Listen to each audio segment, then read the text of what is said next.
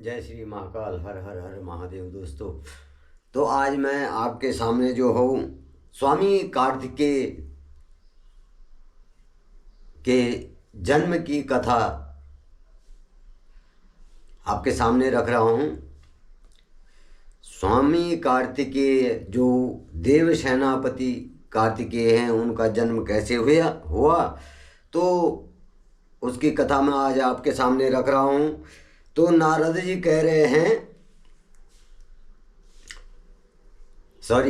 ब्रह्मा जी कह रहे हैं कि हे नारद, जब भगवान शिव और पार्वती का विवाह जो है, उनके विवाह को बहुत समय बीत गया और उनका कोई पुत्र नहीं जन्मा और ताड़कासुर का अत्याचार जो है देवताओं पर जो है बहुत बढ़ गया था। अब सभी देवता जो है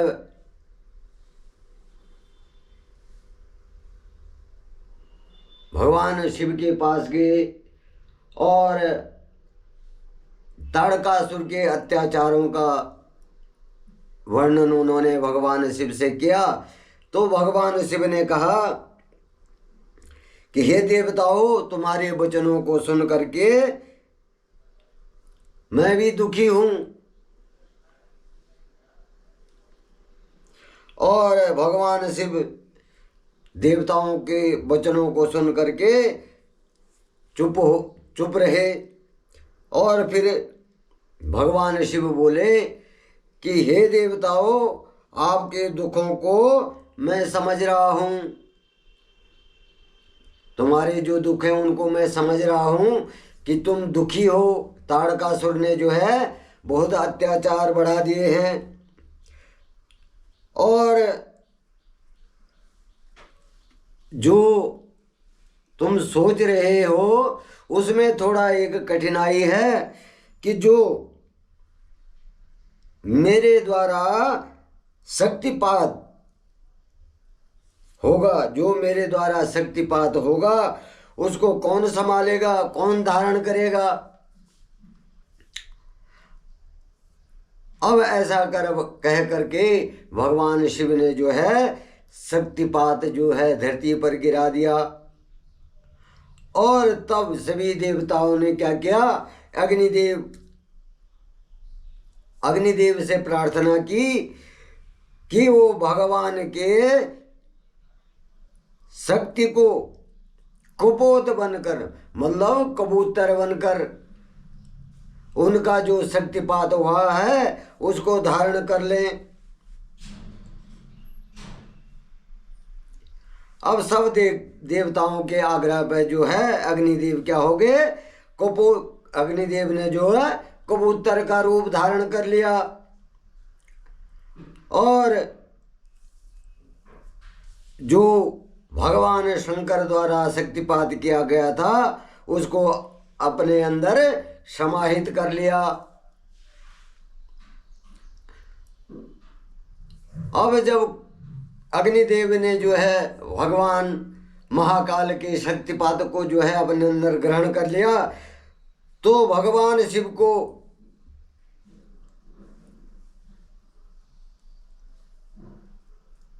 घर जाने में पार्वती जी इंतजार कर रही हैं और भगवान शंकर जो है बहुत देर से घर नहीं लौटे। तो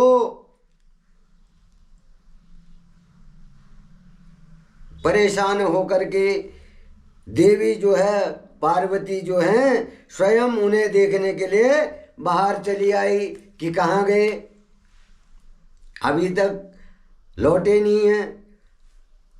अब वहां पर जब उन्होंने अग्निदेव को उस शक्ति का भक्षण करते हुए देखा तो क्रोधित हो गई।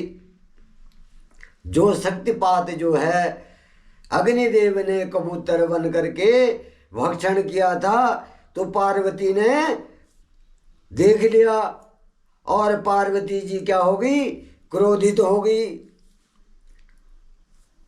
अब जब पार्वती जी क्रोधित हो गई तो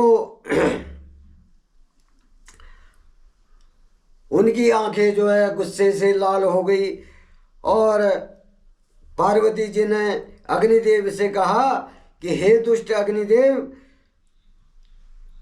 तुमने जो है मेरे पति त्रिलोकीनाथ भगवान शिव की शक्ति का भक्षण किया है। तुमने क्या किया है? मेरे पति भगवान त्रिलोकीनाथ का शक्ति का भक्षण किया है। इसलिए आज मैं तुम्हें श्राप देती हूं कि तुम क्या हो? सर्वभक्षी हो, सभी चीजों का क्या हो? भक्षण करने वाले हो, और जो भी तुम्हारे सामने आए वो जल करके नष्ट हो जाएगा। अग्निदेव को श्राप दे दिया पार्वती जी ने कि तुम सर्वभक्षी हो, और जो भी तुम्हारे सामने आए वो क्या हो? नष्ट हो जाए। और पार्वती जी जो है अग्निदेव को श्राप दे करके वहां से क्या होगी? चली गई। और उसी समय जो है भगवान शंकर भी चले गए। अब इधर समस्त देवताओं द्वारा अग्नि में जो होम करने से अन्न आदि जो होता था, सेवन करते थे, अन्न आदि जो देवताओं को हवन द्वारा मिलता था, तो वो जब हवन होता था तो वो शक्ति क्या होती थी? सभी देवताओं में क्या होती? समाहित होती थी। वो शक्ति सभी देवताओं के अंदर समाहित होती थी, वो सभी देवताओं के शरीर में पहुंच जाती थी। और उस शक्ति की गर्मी से जो है सभी देवता दुखी हो गए थे। और तब पुनः फिर से जो है सभी देवता जो है भगवान शिव के पास गए और उनसे कहा कि हे भगवान, हम इस ताप से जो है जो अग्नि द्वारा जो है हमें अन्न प्राप्त होता है, उससे हमारे शरीर में ताप बढ़ गया है और हम उस ताप की जलन से जो है बहुत पीड़ित हैं। हमें बहुत पीड़ा का अनुभव हो रहा है। आप कृपा करके हमें जो है इस शक्ति ताप की जलन से मुक्ति दे दीजिए और अपने शरीर से वामन के द्वारा, अब भगवान शिव कह रहे हैं कि शक्ति ताप और जलन को बंद करने के लिए उसे जो है हमने जो है उस ताप को शरीर से वामन के द्वारा जो है बाहर निकालना होगा। भगवान शिव कह रहे हैं कि तुम्हें जो है उस शक्ति ताप को जो है वामन के द्वारा बाहर निकालना होगा। और इसी प्रकार से जब भगवान शिव ने उन्हें कहा कि तुम्हें जो है वामन से जो है उस शक्ति ताप बाहर निकाला होगा, तो देवताओं ने सबने इसी प्रकार से उस ताप को बाहर निकाला। और भगवान शिव की आज्ञा मान करके सभी देवी देवताओं ने वामन द्वारा शिव जी की उस शक्ति को जो है अपने शरीर से निकाल दिया। और उसके निकलते ही सब जो है संतोष की सांस लेने लगे और महादेव जी की स्तुति करने लगे और महादेव जी को धन्यवाद देने लगे। परंतु और देवताओं की पीड़ा तो समाप्त हो गई, लेकिन अग्निदेव के शरीर की पीड़ा कम नहीं हुई। उनके शरीर का ताप जो है ज्यों का त्यों ही रह गया। अब जो है उस पीड़ा से जो है अग्निदेव का शरीर जल रहा था और तब भगवान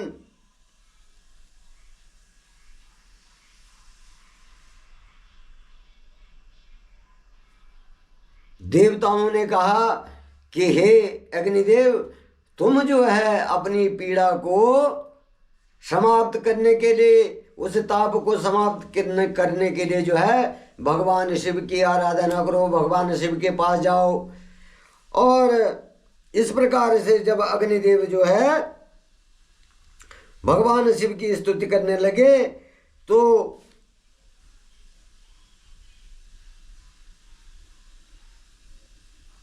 भगवान शिव जो है उनकी स्तुति से उन पे प्रसन्न हो गए और अग्निदेव कहने लगे कि हे भगवान, आप जो हैं भक्त वत्सल हैं और आप सब जानते हैं, आप प्रसन्न होइए और मुझे जो है इस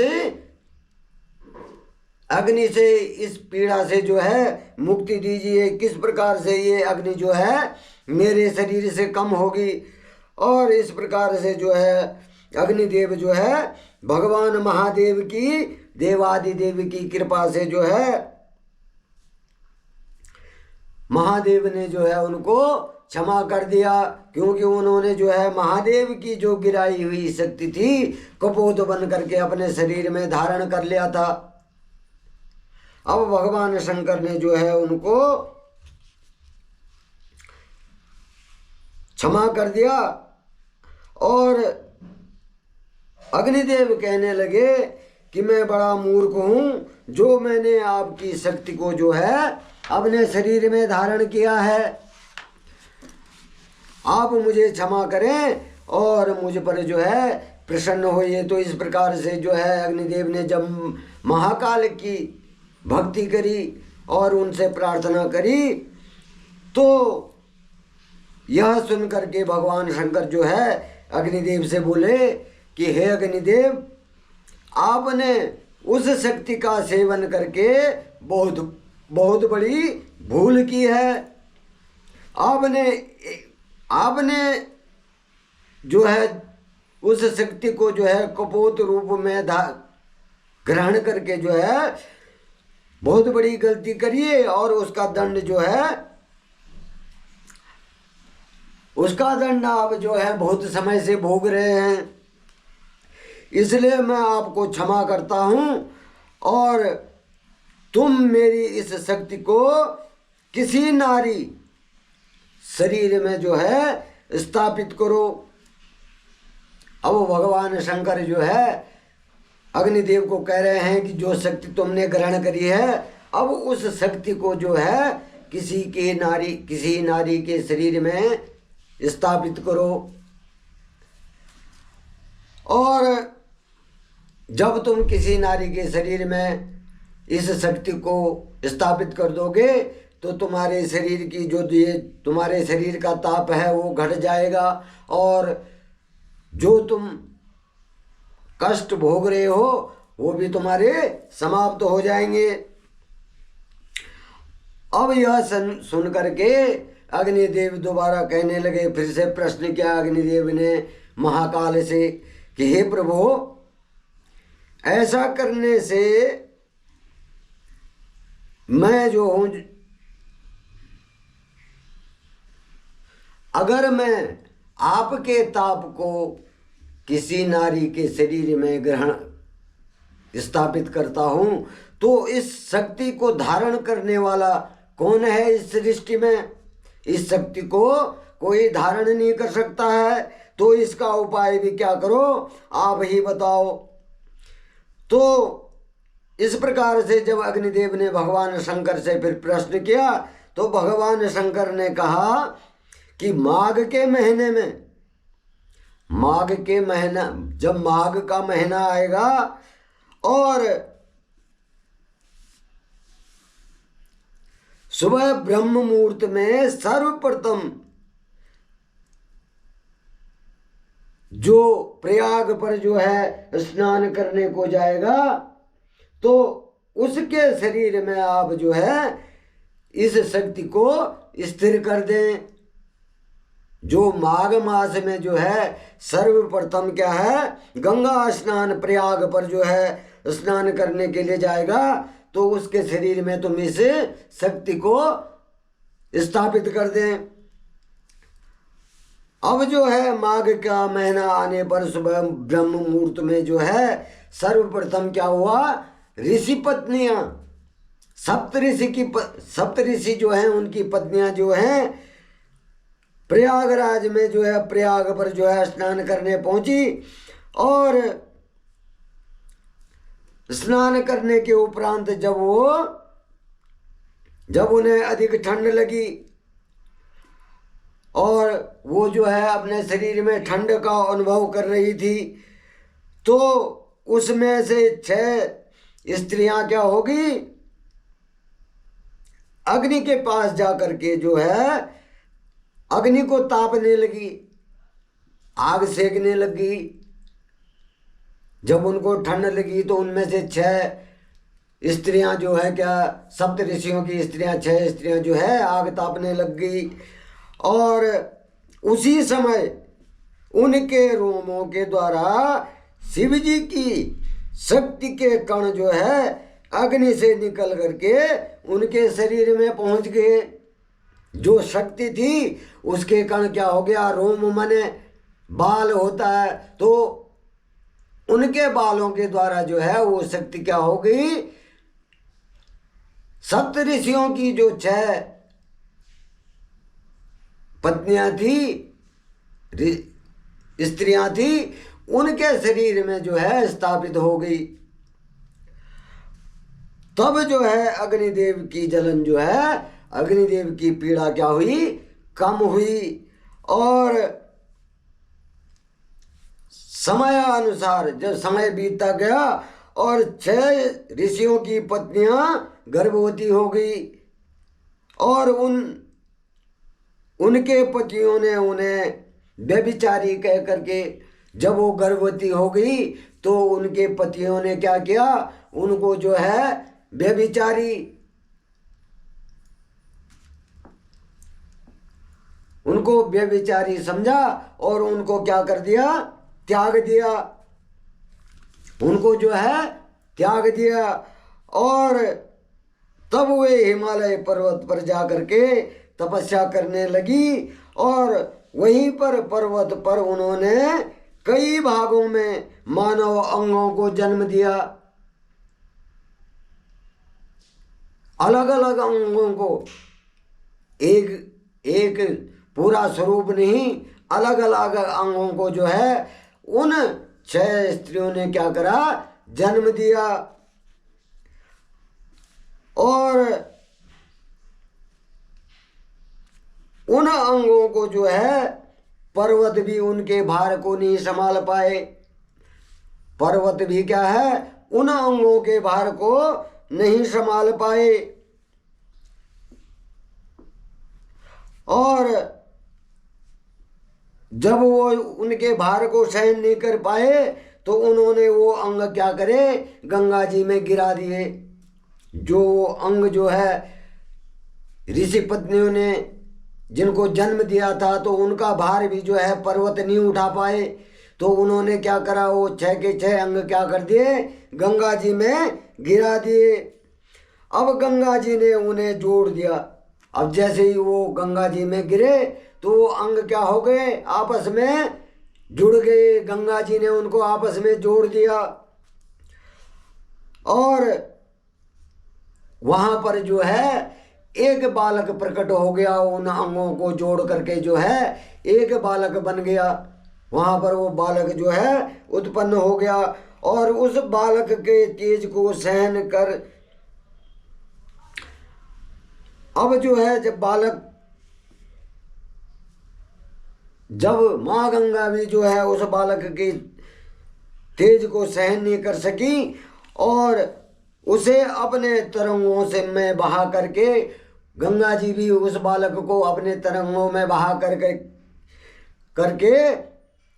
सरकंडे के वन के निकट, सरकंडा होता है, उसके वन के निकट जो है उसको छोड़ दिया। उस बालक को अपनी लहरों में बहा करके ले गई और उसको वहाँ सरकंडे के वन में, वन के किनारे पे जो है छोड़ दिया।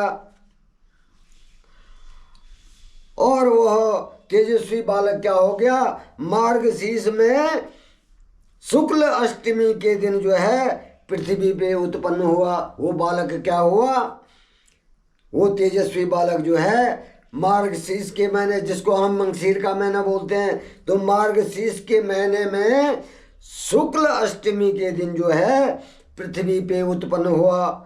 और उसके पृथ्वी पर आते ही जो है सभी को आनंद की अनुभूति हुई और आकाश में जो है दुंदुभियां बजने लगी, दुंदुभियां शंख बजने लगे और आकाश से जो है पुष्प वर्षा होने लगी।